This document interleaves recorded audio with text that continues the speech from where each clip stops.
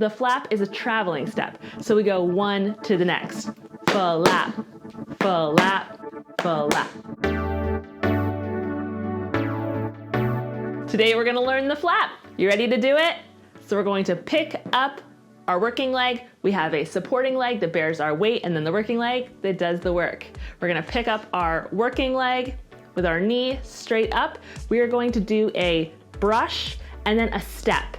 So a step transfers weight. Just as if you're walking down the street, you're taking steps, right? And you're transferring your weight from one foot to the next. It's the same thing in tap. The step transfers weight. So we're going to lift up, we're going to strike in that brush, strike, and then we're going to put our weight on our step, okay? We put our weight into it. And the reason we do that is because the flap is a traveling step. So we go one to the next. Flap, flap, flap.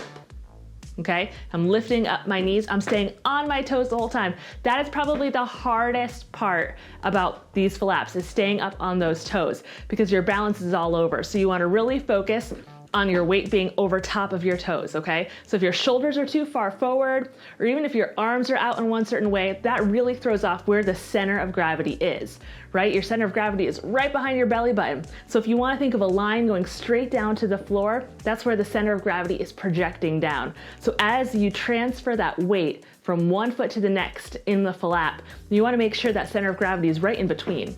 So if I were to do this, that's going to be a problem, right? Because I now have thrown off my center of gravity. If I do this and I put my weight on it, but I'm back here, that's also a problem. So I want to think of a line going straight down from the middle of my belly button, right to the floor. My weight has transferred, but I'm still very centered, right? It's going right down kind of in between on the floor right there, okay? So that's the flap. It transitions weight on that step. Lifting it up, and 1, and 2, and 3. I'm gonna turn it on the other way. And 1, and 2, and 3. And that is the flap. It is actually called the flap, but we often break it up to say flap, a 1, a 2. But no, it is called just the flap.